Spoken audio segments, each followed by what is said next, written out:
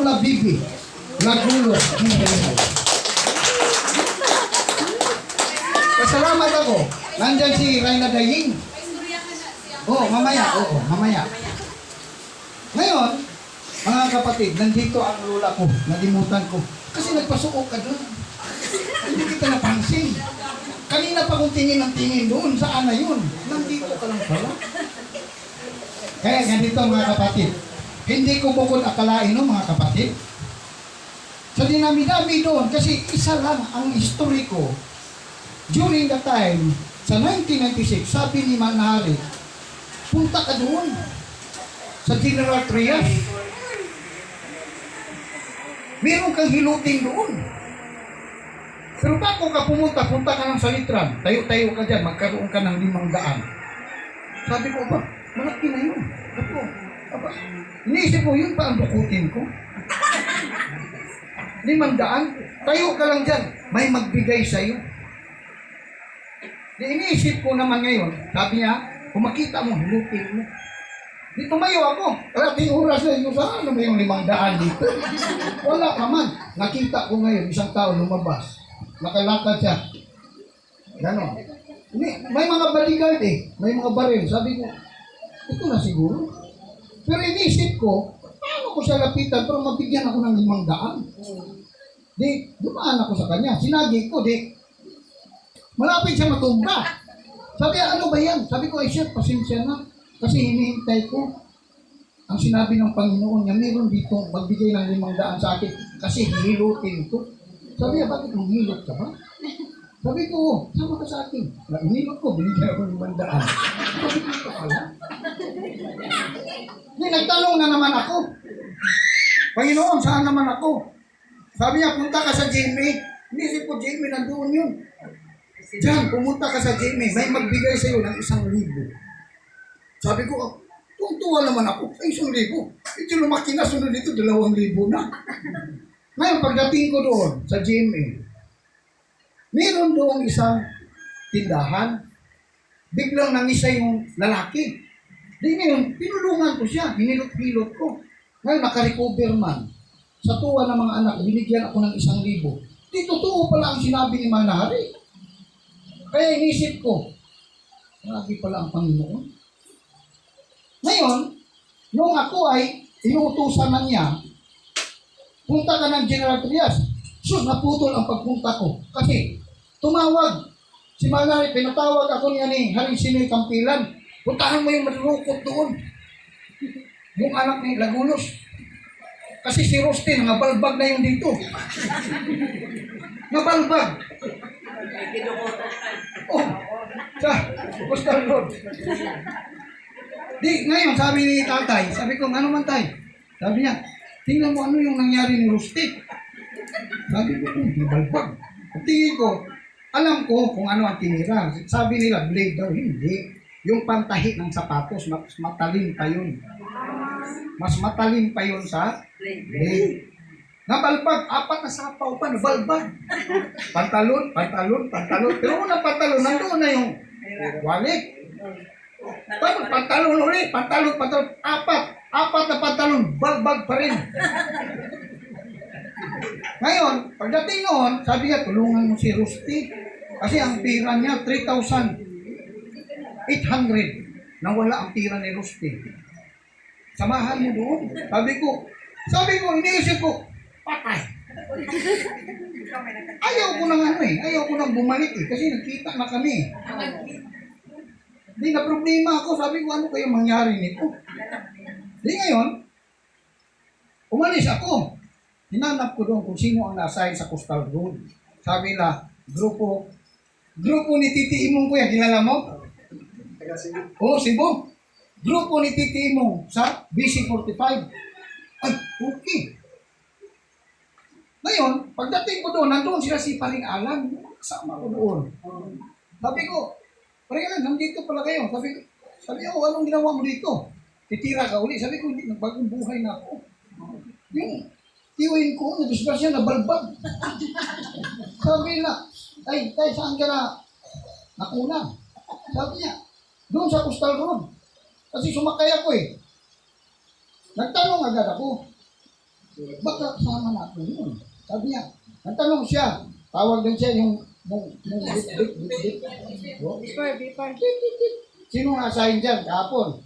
Ang na-assign kahapon sila, Tomas, barkada ko rin. Mga tirador din. Ngayon, sabi nila, ano pangalan? Sabi ko mag-abo, Kingdom of God. Naku, ang dami na mga ano dito, ID ng Kingdom of God. Pagtansingin ko doon, ang dami na palang ID doon.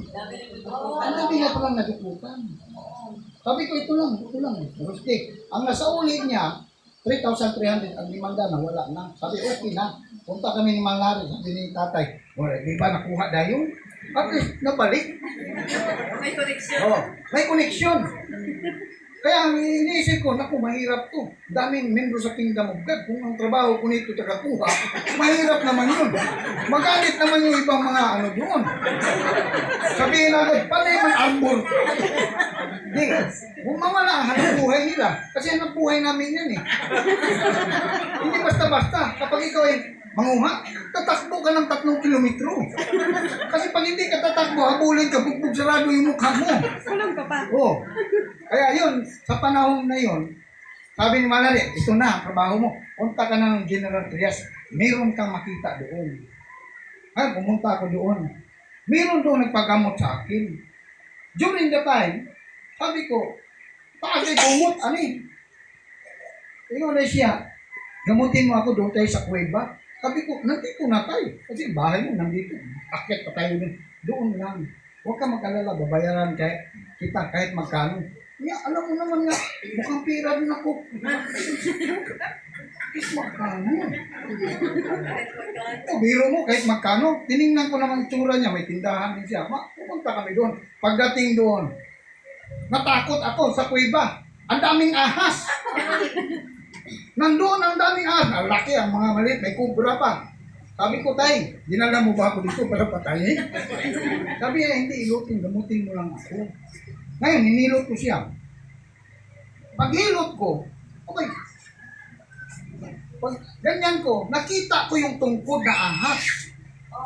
Sinabi ni Malari sa akin, ang nagdala ng tungkod na ahas, walang iba si Moses. Si Guerrero. Di, ngayon, sabi ko, ay, ba't nandyan sa'yo yan? Yung tungkod na ahas. Kilala ko ang may-ari niyan. Sabi niya, huwag kang magbibiro ako. Kasi, ang dami nang nagsauli niyan dito. Mula pa yan sa lulo ng lulo ko. Maraming umangkin, pero hindi nila sinauli dito, patay na, iba nang nagsauli. Yung iba nagkasakit na umangkin, sinauli talaga. Pero darating, sabi ng lulo ko, kasi pampito siya ng lulo. Darating ang panahon kukunin ng may-ari yan. Sabi niya, kung gusto mo dalhin mo, sabi ko, kilala ko ang may-ari ng tungkod. Si Moses, walang iba. Lolo Guerrero. Asawa nito. Kaya kinuha ko. Taas pa yun. Yung tungkod na yun. Pero kita ko sa inyo. Dito. Medyo lumiit. Bakit? Maliit din pala ang may-ari. Ito yung tungkod ko.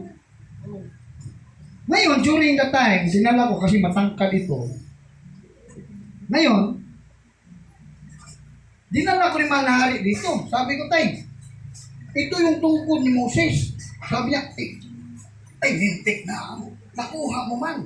Ito. Hinila niya, may kapangyarihan yan. Pero bago yun, dumating ako rito.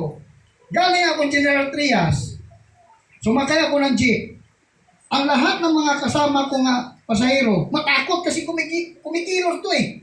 Gumaganon. Sabi na, ay! Ngayon, bumaba ako sa Tansa, Cavite. Kasi ang plano ko, sasakay ako papuntang Rosario. Kasi magkagulo yung mga sumasakay doon. Ngayon, medyo tatawid ako sa kabila, tinungkod ko. So, 3 dalaga, gwapang-gwapa talaga. Ang ganda. 3 babae. Sus, hagtik pa kayo. Sabi, lumapit sa akin eh. Sabi ko, ibang klase pala itong tungkod na to. Baka maging babae ako nito. Lumapit. Pagdating doon, sabi na, Lolo, dito ka Lolo. Magdandahan. Sabi ko, ano Lolo? Pagkakado na babae ito. 23 years old pa lang ako. Gagawin akong Lolo. hindi ako tumubay. Akala ko umibig agad sa akin. Sabi ko, lulo pa. Ngayon, pagdating doon, inisip ko, wala. Ibang klase pala to, makasama to, hindi ako magkaroon ng asawa nito. Kasi naglululo ako eh. Ngayon, nung panahon na yun, pumunta na ako dito, sabi ni Malari, sige, ginanyan nyo, malala to, hindi mo maano, diferensya nito. Ngayon, dalhin mo ni Guerrero, ipatago mo ni Guerrero. Kaya lang, dinala ko lang, di ba? Dinala ko. Ngayon, during the time, na dinala na doon, nandun ni Lolo kasi inasahan ko eh. Pero ang sabi ni Malari, ipatago mo ni Guerrero, pagdating ng panahon, gamitin mo yan. Ngayon, ang pili ni Lolo Guerrero naman, nandito mas si Lola, matigas din ulo nito eh. Sinabihan siya ni Lolo Guerrero, na huwag mong ipantay ang dalawang ahas kasi may sariling ahas si Lolo eh. Ikanyan mo para di mag-away. Nilagay sa kisame ba yun la? Lagay sa kisame. Nagulat si Lolo. Nagkapungkag-pungkag na dito na tayo. Away naman. Ingo si Lolo. Naun sa man yung lula po. Di yaman pong gibutang dito. Di nagkaaway. Nang-giaway na. Mauto nga itong mga panahon na nawala ako ni Manali kasi nakadala na ako. Sa pagbalik ko, nakadala ako ng 13 anyos na dalaga. Asawa ko, tapos umuwi kami ng Cebu. Matagal din akong nawala. Ngayon, bumalik ako, na-assign ako sa kang Lolo Guerrero kasi ang apostolis ni Romeo Lagulos, si Lolo Guerrero. Kaya nadala ako ng Bataan, pero nadala ako sa Bataan hindi dahil ni Romeo Lagulos. Ang kausap talaga doon sa may-ari ng lupa at bahay, ang anak niya, si Haring Tami Lagulos, Guerrero. Tapos kinausap sila si Jocelyn at si napunta doon. Ngayon, sabi ni Malari, sige, padala na lang din yan si Lagulos doon para maging kasama. Ngayon, binalikan ko. Pagdating na yon, hindi man tinanggap ni Manahari ang 10% ng Region 3. Kang Romeo Lagulos kay abot kung sa kay problema ato kay di naman ipadawat. Apektado man ko. Ngayon wala, naging matchmaker ako ng bilyar, sila Efren Bata, lahat ng mga tirador. Nagmatch ako during that time. Ngayon, pagkatapos na yun, nandoon ako. Abay, na naginip man ako, na naglaro ako ng bilyar, naging ahas man ang ko. Tapos, sabi ni Manahari, umuwi ka, kunin mo ang tungkod mo. Sabi ko, hindi din ako maniwala. Kasi, alam mo kuya, dami nating tirador. Hanggang ngayon, tawag sila ng tawag sa akin. Diba? Carlo Diado, tapos sila si Lujo Pandi, di ba kuya? Nilinaon yun. Lahat ng mga tirador. Kasi ako, matchmaker ako. Ngayon, pagkatapos na yun, tumawag, Manahari. Noong panahon na yun, natulog ako. Sakit na ng ulo ko, gapang na ako. Kasi parang may mga lansang dito. Sa ulo ko. Naku, dumating ngayon ang pamangkin niya, ang ama ko. Sabi niya, Do, galing ako ng Mindanao. Nahanap ka ba ni Tatay Pilimon? Isip ko, ay, siyempre, Tatay Pilimon, mahal na mahal ko yun. Kasi mula bata ako nang-snap, 7 years old, na naginip na ako sa kanya nga, siya ang nagganyan sa akin, Dr. Jose Rizal, na kinain ang lupa, pati bundok, pati ang dagat, wala. Kaya, naniniwala ako sa kanya nga siya, Panginoon. Wala pa rin, hindi ko pinansin. Ngayon, gapang ako ng gapang, hindi na ako makatayo eh. Umihi ako. Lumapit man ang ahas sa akin. Di ang nakakita una, ang pamangkin niya, yung papa ko, sabi niya, Do, ang tungkod mo yan. Tingin ko, ito. Bumapang, bumalik sa aking paa. Tapos umalis. Sabi niya, kinakailangan ka ni Tatay Pilimon. Nagpasalamat naman ako na dumating sa buhay ko si Ugis. Hindi ko pala bukod akalain. Isabi ko sa inyo, sinabi ni Manahari ako si Pedro kasi ang panaginip. Kanya, ang dalaro ba ni Pedro? Ano? Si Ugis. Nakilala ko si Mario Ugis. Sabi niya, Hari, papunta ako ng Samal. Nandun si Manahari. Kasi merong event ni Ginito Yabo doon sa Samal. O July 4 pa yun. Sumama ako ngayon doon. Nakaupo ako doon kasama si Mario Ugis. Ang katabi naman namin, babae. Malaki ng bag. Nandoon na naman yung temptation. Wala akong pira eh. Pagdanong ko, kasi ang babae, hindi ko bukod akalain, nakabukas din yung bag niya. Sinilip ko. So, bandil-bandil na tag 1,000. Oh. Imbis manguro to, sus, Maria Imbis. Nalalangin pa akong gawin. Oh, nag-isip ako ngayon kasi gimuta-muta yung matanda eh. Sabi ko, sus, nagungis na ba kayo yung matandaan eh? Kinuha ko. Tag 100,000. Sabi ko, Hari Mario, Hari. Sabi niya, kung baga mo niya kwarta. Kung ikan rin tiguan mo. Say, kasama naman Hari. Huli na. Kala naman yung kwarta. Balik.